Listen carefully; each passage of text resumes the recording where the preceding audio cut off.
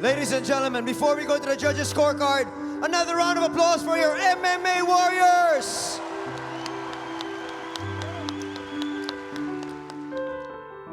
Seize it for Lim. And judge number 3, seize it for your winner via split decision.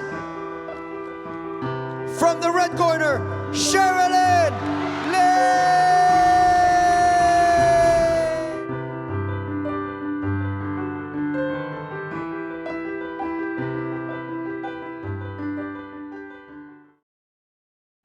Fighting is something that I love doing. It constantly challenges me.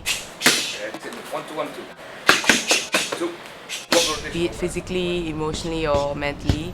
And it's something that I can see myself doing for a couple of years. Go.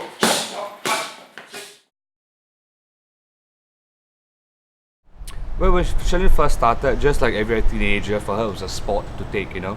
I think her main goal coming here was to lose weight, to get fit. So, you know, one thing about her, she's a very hard worker and she picks up techniques fast. I think from the day she's joined till today, I think one thing of course is physically she's changed. She's lost a lot of weight, she's a lot leaner, she's a lot stronger. And I think that transcends to also confidence, you know, and once you have that confidence, everything else starts happening for you. So the Sherilyn you known before and now is totally different. Go across.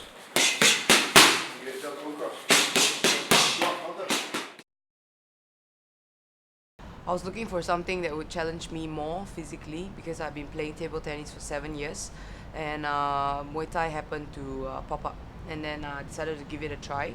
At the same time, I wanted to lose weight because I was always a fat kid. My right trap really hurts, man. There's like a ball there, but my legs feel awesome. Oh, Like we'll that. play like that now. My name is Brad Robinson. I'm 34 years old from the States. I've been in Asia a little over 10 years now.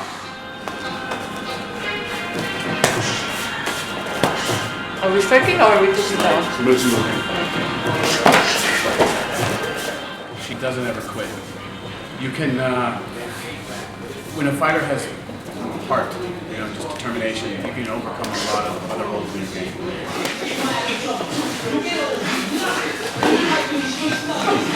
You put a very, very skillful fighter that doesn't have much heart against a somewhat skillful fighter with a lot of heart. Heart wins almost every time.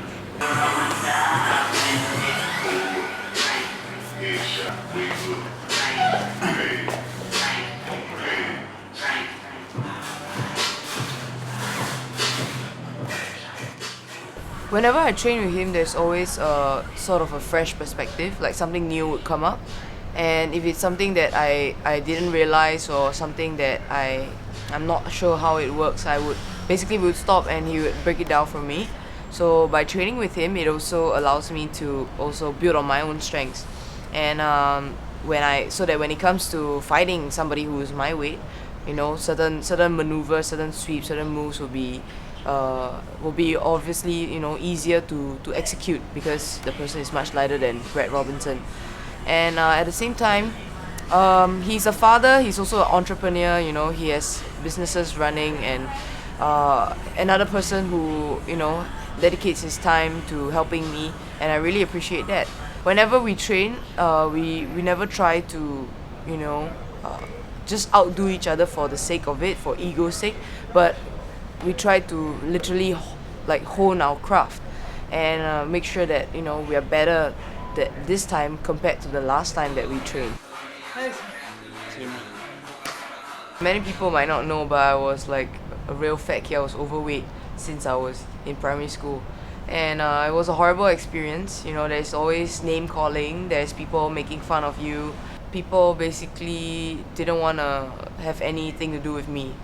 And when it came to things like project work, or when it came to things like you know, group activities, it was always a struggle because it was always very awkward for me. Like, nobody wanted to pick me, and I was always the last few to be, you know, picked, and then I'll be just grouped with the last few who were not picked as well, and we will try to make it work, and it was not fun at all.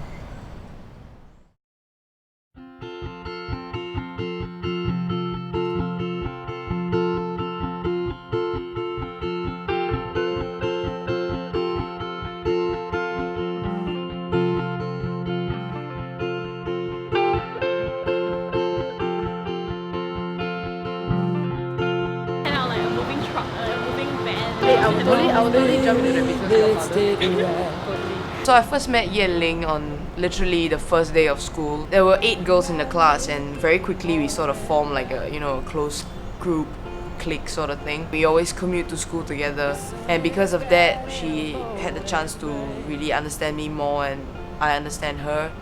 And she's always been very supportive of the things that I choose to do. She always believed in me regardless of whichever path I used to take. She's never once, tried to ask me to do things like, hey, I think you should lose weight because blah blah blah, or ask me to do something or be something that I'm not.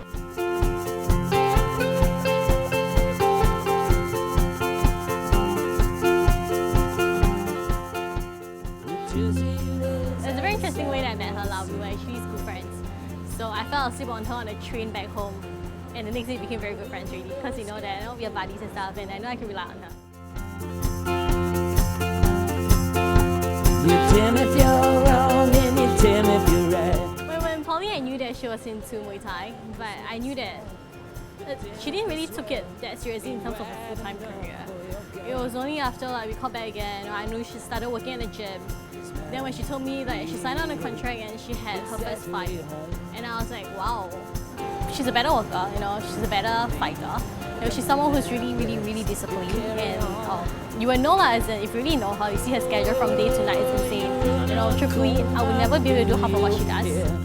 In some both sides on the step. You damn if you're right, you damn if you're wrong, you don't mind. She'll grow as a fighter. So this is not going to be the only opponent she will have. Next time she's going to fight someone else. So I hope that instead of only looking at the results, she'll grow as a fighter and as a person. Keep you back from the back.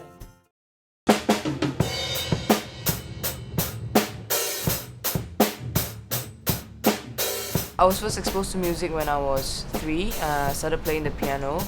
Around 12, I stopped, pursuing the academic piano grades and certificates, and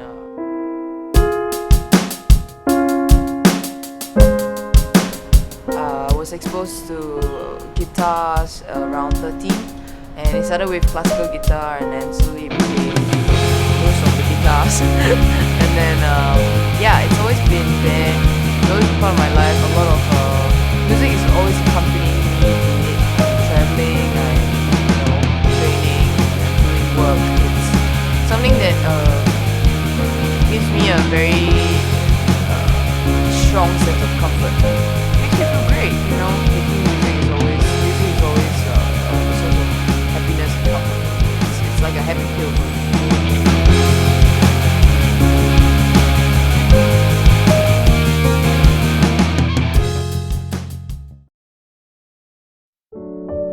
Well, there's one friend who does inspire me.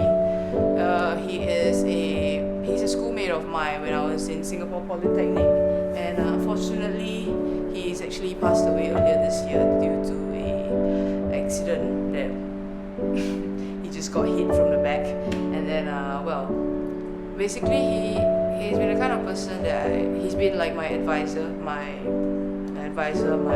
brother from another mother, whatever you want to call it. And there are a lot of times where we have conversations, and we talk about what we want to do, who we want to be, and what are we working towards to. And it's always very inspiring to talk to him, because out of a lot of people that I know, he's the one person one of the few who genuinely takes time out of his schedule to make sure that every portion of his life is sufficiently attended to, be it family, girlfriend, friends, and then from friends you got group A to Z. And it's his dream was to become a pilot, and before he passed, he was actually in pilot school, doing very well, clocking his hours in the sky, and unfortunately shit happens. And he is definitely obviously the one who impacts me the most, because with his passing at the same time, it really hit me, because we might be young now, but we're not going to be young forever. So if there's something that at that point in time, it was like all these things are things that I want to achieve, and it was an additional driving factor.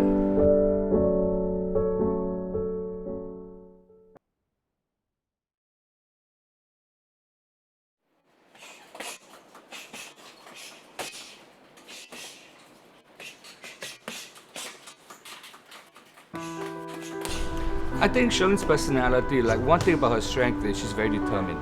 I mean, if she wants to do something, you know it's gonna be done. You know, so and one thing about her, she's got very good work ethics also. So she's one athlete where you don't have to remind her like, hey, have you done your run today? Because you know she's already done her runs. So one thing about her is that she self-motivates herself. She's hardworking and she's got a very good work ethics. I think the first fight won FC, she's had one amateur fight and then being thrown on such a big stage, I think she handled it really well. I mean, going into that fight, we didn't know anything about Anne Osman, so we were actually fighting blind in a way. We couldn't prepare a strategy. We had to prepare strategies as the rounds went, and it was very good because she managed to adopt the strategies for the win. I think that training is going to be different because now we know how Anne Osman fights, we know her strength, we know her weakness, so we are approaching the training from a different viewpoint now. Well, I'm actually pretty excited about this upcoming match with Anne. It's our second match, and well, the first time it was a really close split decision win for me, and I think this time there is more motivation to make sure that the outcome of the match is very clear cut, you know, not to let it go to the judges, and definitely even more motivation to win this fight because I cannot speak for her, but for me it's yeah, there's definitely a lot more at stake. That I feel that there's a lot more at stake this time around. If I were to win her this time, you know, it's 2-0. For records, yeah, it's 2-0, and at the same time, you know, if it's a more clear-cut win, and then you can definitely tell that, you know, I'm technically better than Anne Osman, and I'm better than her, and I don't have to go through a third rematch or anything like that. Yeah.